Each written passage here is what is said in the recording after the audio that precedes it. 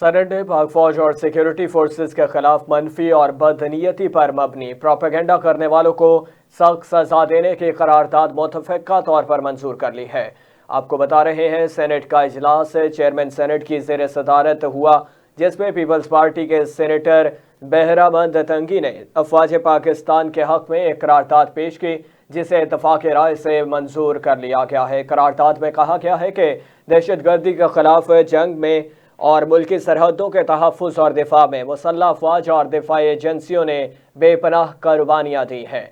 फ़ौज और security forces के खिलाफ मनफी और बदनीयती पर मबनी प्रोपेगेंडा करने वालों को सख्त सज़ा दी जाए। करारदाद में कहा गया है कि दुश्मन हमसायों के होते हुए मजबूत फ़ौज और सिक्योरिटी एजेंसी नागुज़ीर है।